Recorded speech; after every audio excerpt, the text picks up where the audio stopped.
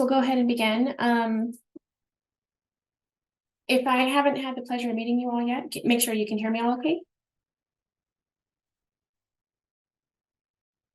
Yes, we can hear you. Excellent. Thank you so much. Thank you.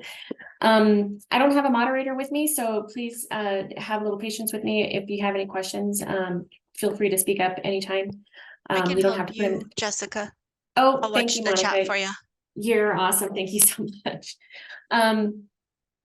I'm Jessica Hermosillo. I am UNM's Industrial Security Officer. I have been here at UNM for about 1.5 years now. I have been doing this type of work for about 23 years. I'm just starting my 24th year now. I've worked in industry for, 23 or 26 years. But this is my first voyage into academia, so it's been a very different environment for me. So that's my background. I'm sure you guys know Grace Faustino. I'll give you her little bio. Grace Faustino is the Research Computing Service Manager for the Office of VPR. Since 2012, Grace earned her bachelor's in computer science from NMSU and a master's in organizational learning and instructional technology from UNM. A research computing manager, Ms. Faustino oversees internal and interdisciplinary IT projects for the OVPR, as well as overseeing the IT support for the office. Part of her duties include supporting the research IT strategic initiatives for the OVPR. So like I said, she sent me a couple of slides. I will try to go through her slides as well as I possibly can. Otherwise, we'll get started. So what I wanted to talk to you about today is foreign influence and research security. Foreign influence is the covert actions by foreign entities against the United States to influence or obtain information that would benefit the foreign entity. It has not been... The other governments have not been shy about saying that they want to... It's easier for other governments or other foreign entities to take information rather than spend the manpower and the money to research that information themselves. So other countries or other foreign entities are trying to take our intellectual property. Collaborating with foreign entities is not a bad thing. It's highly encouraged. It's the way we're able to progress and become such a superpower. However, like I said, foreign state and non-state actors take advantage of our willingness to share. They are trying to steal our intellectual property. They want to influence or control teaching and research to align with their agendas, and they want to use American campuses as centers for propaganda operations.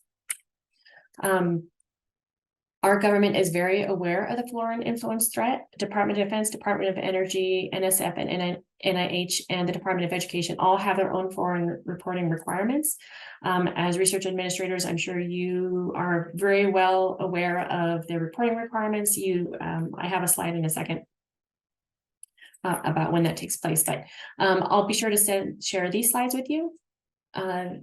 These are the disclosure requirements from each of those from our government entities: DoD, DOE, NSF, and NIH, and the Department of Education.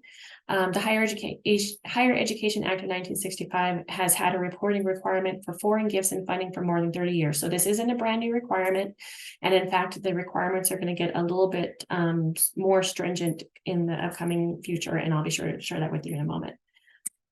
Ultimately, our goal is that we want to protect our UNM researchers. We want to help them to make sure that our researchers disclose what and when they're supposed to, and we want to help them protect their intellectual property. So as you can see from the slide, this is my best understanding of the process, and if I'm wrong on this, please don't hesitate to let me know. During the proposal development, documentation on foreign support should be included. That's current and pending support from any foreign entity. Support can be dollars, gifts, property, equipment, laboratory space, appointments, assistance, and a whole lot more. And if you ever have any questions on what is considered support, don't ever hesitate to reach out to me. So at the proposal, that's the point when the researchers should disclose their foreign support. There's also, right before the final award decision, there's a just-in-time reporting that if anything else pops up, it can be reported at that moment. And then once their award and the researcher is working on the project, if there's any other foreign support that happens to come up during that course, they can always report again at their annual COI disclosure.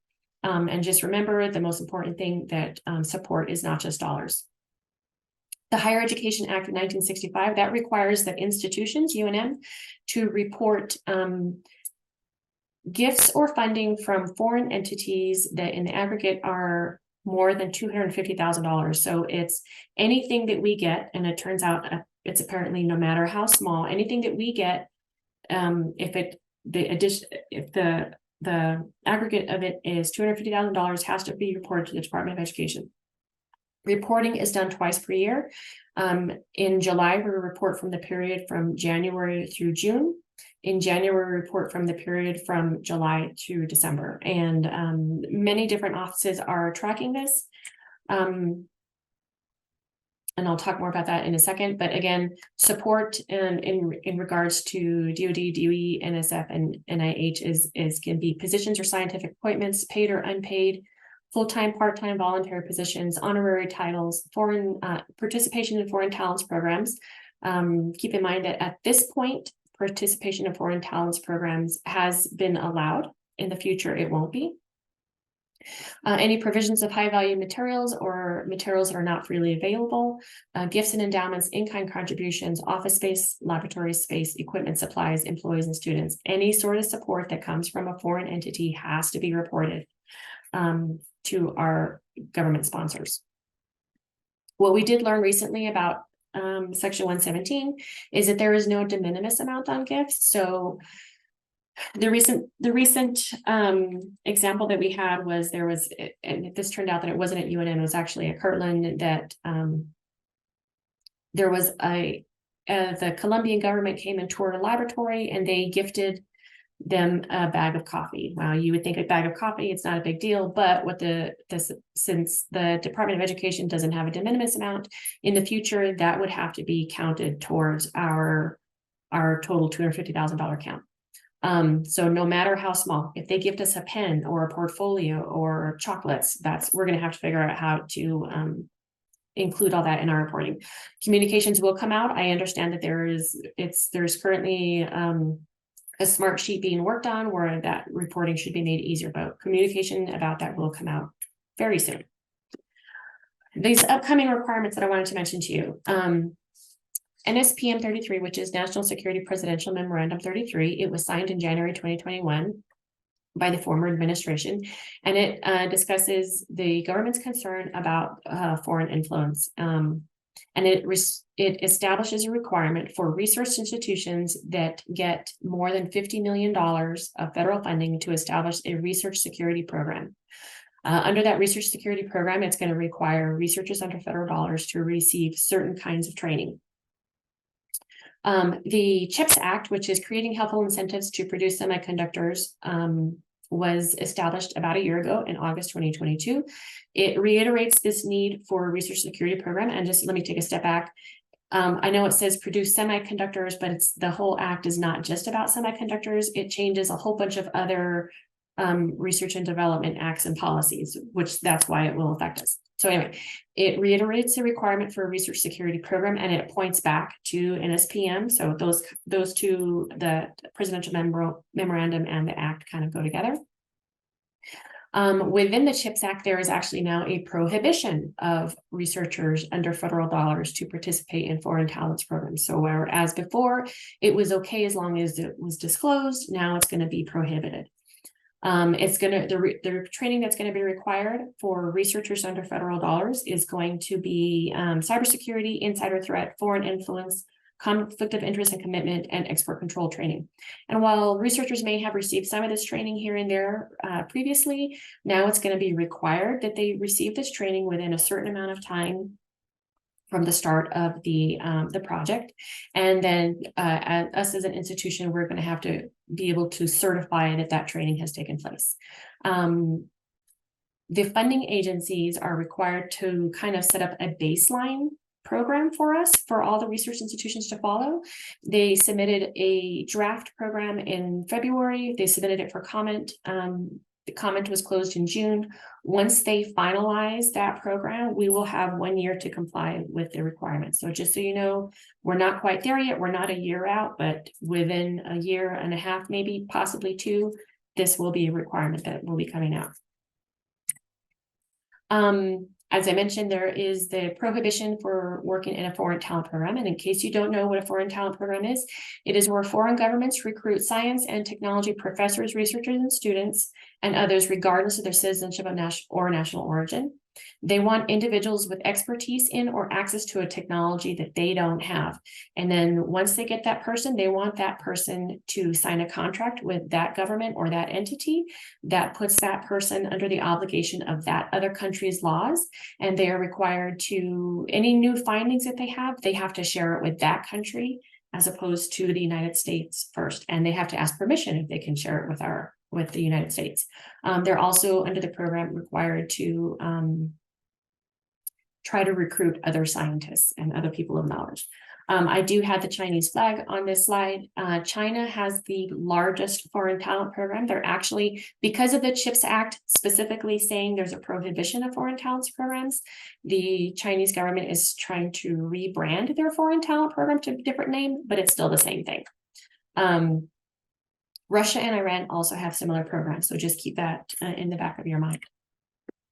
So what are the consequences if we don't follow these rules, the old rules and the new rules? Termination of support, removal from grants and contracts, prohibition from participating in these grants and contracts, or there could be civil or criminal action. So why does the US government care? The US government wants US money from US taxpayers to benefit US people. And the US people should be protected from exploitation. A 2019 bipartisan Senate report on China's 1,000 Talents program said that the Talents program incentivizes individuals engaged in research and development in the US to transmit the knowledge and research they gain here to China in exchange for salaries, research funding, lab space, and other incentives. China unfairly uses the American research and expertise it obtains for its own economic and military growth. And yes, as researchers, we want to spread knowledge, but we also, if US dollars are spent, we want to benefit the US people. And so if a researcher has his idea or his research or his data taken from him, and it's published or patented in another country, then our researcher loses out. And we certainly don't want to damage our researcher. We want to protect them. We want to protect their career. And it is also a conflict of interest or conflict of commitment to do the same work in a foreign country as you would do, as the researcher would do here in our country if they're being paid under a US government contract. So the National Institute of Health provides a semi-annual update on foreign interference cases. I wish all the agencies would share this data, but NIH seems to be the only one.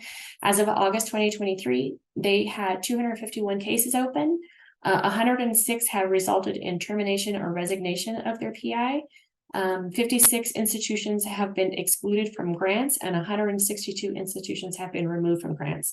And being that UNM gets so much funding from federal agencies, we do not want to be in that category ever. So we want to be sure that we always do the right thing for ourselves and for our researcher.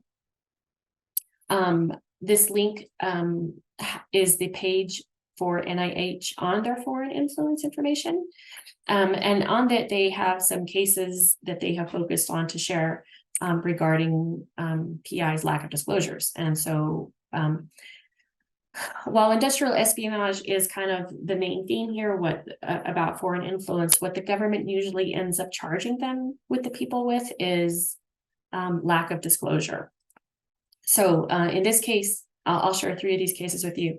The first case was duplicative funding. An NIH-funded scientist employed by both an American medical school on a 12-month schedule, and he was also employed by a foreign university on a 6-month contract. So those 12-month and a 6-month within the same period. The American medical school was not made aware of the foreign contract. The foreign university was providing the scientist over $500,000 per year of funding, to include lab space, equipment, and staff, a personal signing bonus of $150,000, a salary of over $100,000 per year, plus housing and travel allowances. After receiving support on a project proposed on NIH, so he received support from our government on NIH, the scientist used his same proposal to gain an award in a foreign university. So he's getting paid twice for the same work. The foreign funding agency issues the award to the foreign university. He never reported this duplicative funding. And the medical school ultimately took an employment action. They didn't share what that action was, and he was ordered to refund NIH over $1 million. Undisclosed financial conflict of interest. An NIH-funded scientist employed at American Medical School again on a 12-month schedule. This gentleman also owned a majority equity interest in a foreign company that was valued at $20 million. So this company that he had in the foreign country was receiving patents and selling products derived from the NIH funding. He never reported this conflict of interest or conflicts of commitment to his employer in the American Medical School, and they ultimately took an employment action. Again, they didn't share what it was, but I imagine he was either sanctioned or fired. Dishonesty after the fact. An NIH-funded scientist employed by both an American Medical School, again on a 12-month schedule, and a foreign university on a foreign talents program that was also full-time. His talents contract included $1 million in startup funds, $250,000 research funds per year, along with lab space, equipment, and staff, a signing bonus of over $150,000 and $100,000 salary plus housing and covered travel. Through the talent program, the scientist was required to apply for foreign funds. He is awarded these funds that carry a 9-month commitment, and he already had a commitment to a U.S. school. The scientist denied that he had this other foreign support. Even so, the university did their due diligence and they found all the proof. And once they had the proof of his foreign talent involvement, he was eventually probably fired. Again, they just said they took an employment action, whatever that may have been. Sometimes it's hard to make the determination between, is it fundamental research or is it theft? So here's an example. At Duke University, there was a researcher by the name of David Smith. He was famous for creating an invisibility cloak, which makes items invisible to microwave signals. The US military had spent millions of dollars supporting his research. He hired a gentleman, a gentleman was going to school. I'm not going to try to pronounce his name. He was enrolled at Duke University and became Smith's protege.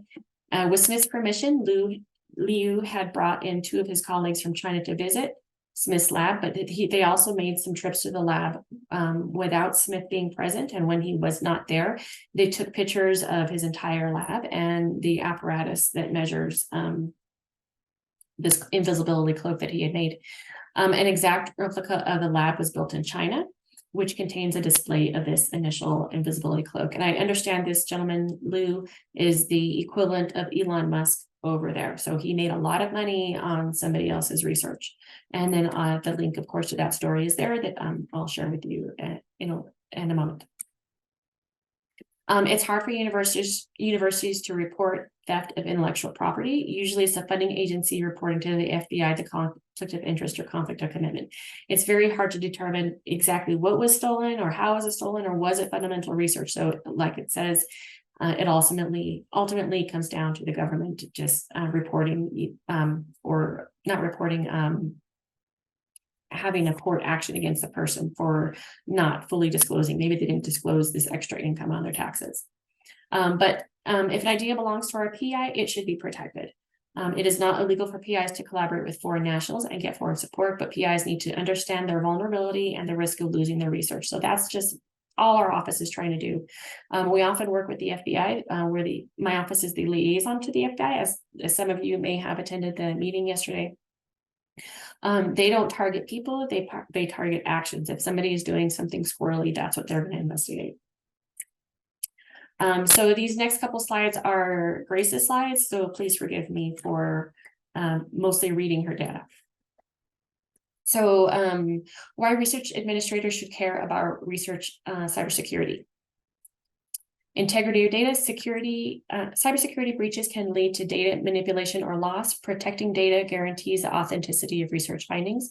An example is tampered health research data can lead to wrong conclusions affecting patient care decisions. So that's why we want to protect the integrity of our data, and we don't want somebody else manipulating the data.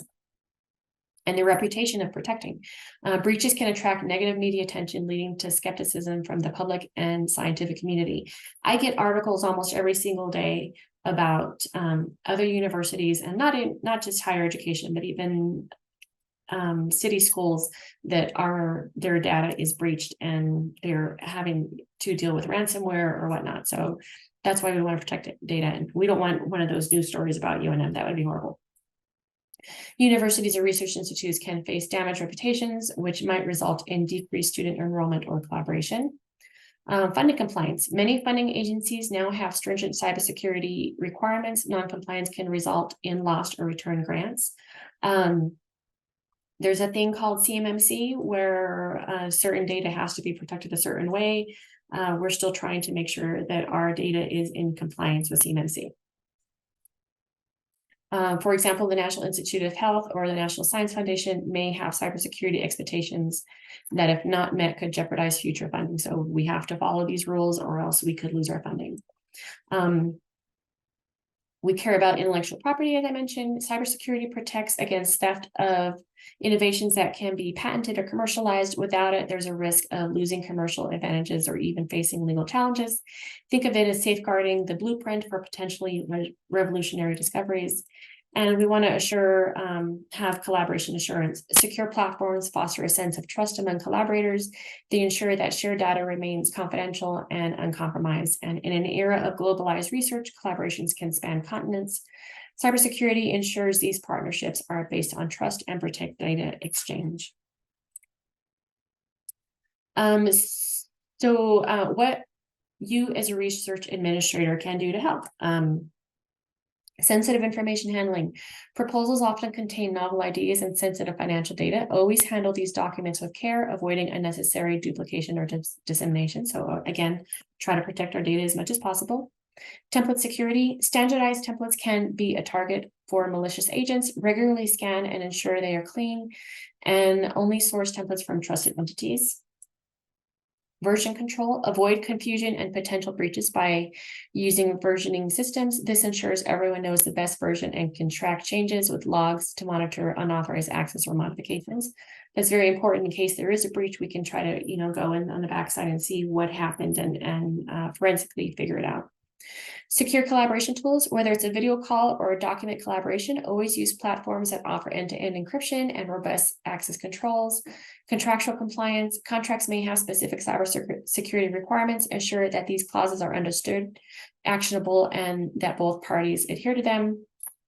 External party vetting. When collaborating with external entities or subcontractors, verify their cybersecurity practices. A weak link in their systems can expose your data. Secure storage. Contracts and proposals should be stored securely, preferably with encryption. This includes both digital storage and physical storage with limited access. And if there's any data that a researcher wants specifically secured, our office can most definitely help with that. Grace can help with that. If there's a contract that has certain export control requirements, we put that under a technology control plan. But if you want help securing any data, we can always help with that. And then, of course, training. The team should be aware of phishing attacks, secure password practices, and the importance of regular software updates. One thing I have to note about that is, while I was working in industry, our passwords changed every 3 months. And since I have been at UNM, my password hasn't changed at all. So we really should make an attempt to change those regardless of whatever UNM requires of us. We should also tailor training to focus on risk specific to proposal or contract management, such as targeting, spear phishing, or attempts to alter contractual terms. So any questions that you ever have in regards to how something should be protected or is something a warning, don't ever hesitate to contact myself or Grace, and we'll be sure to help you through that. I have just a few more slides to let you know about suspicious contacts. Suspicious contacts are efforts by an individual, regardless of nationality, to obtain illegal, unauthorized access to information or to compromise an employee. So again, somebody that is from the outside trying to get on the inside, and it may be through different means, and we'll talk about that in a second. Any contact which suggests an employee may be the target of an attempted exploitation by the intelligence services of another country.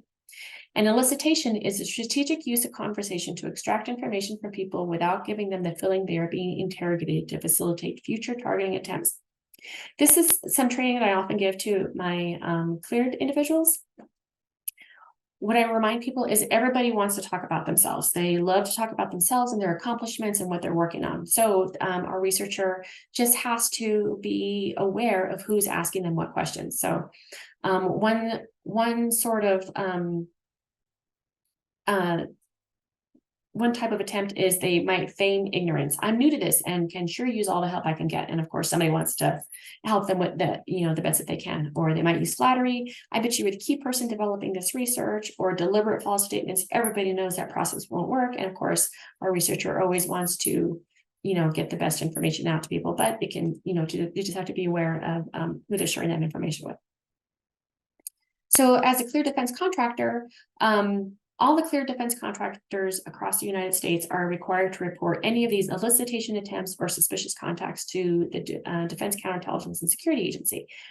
And they take all these reports and they make an annual report. And so last year's report showed that the majority of elicitation attempts came from East Asia and the Pacific, which happens to be China.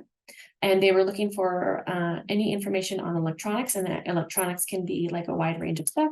And they're often emailing. They're just emailing questions. Hey, can you help me with this? I have a paper that I would like you to review. The next largest attempt came from the Near East, which is Iran and Israel. And they were looking for information on command control, communication, and computer systems.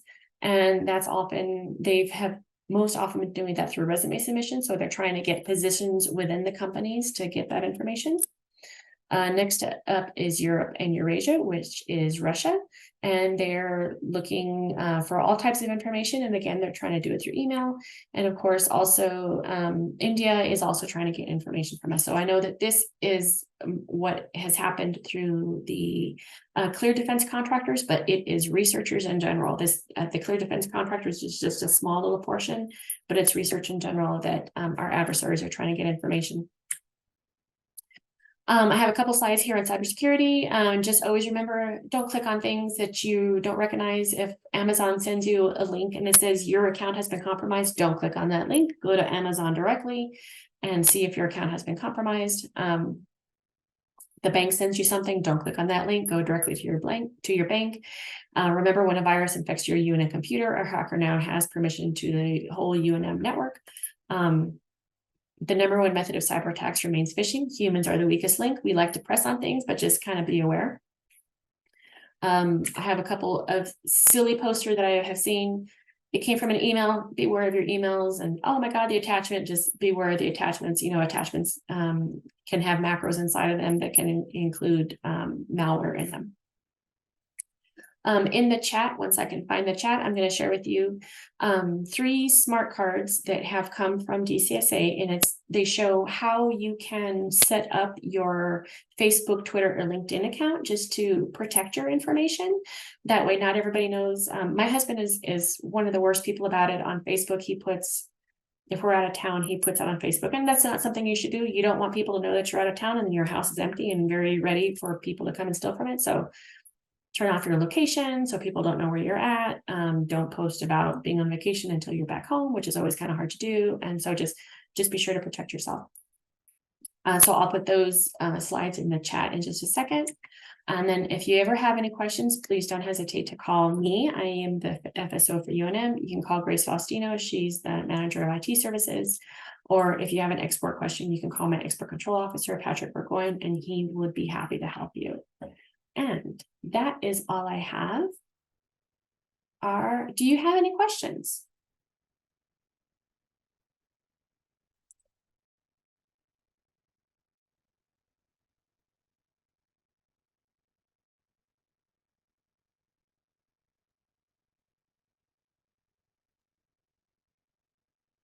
I didn't see any questions in the chat come up either.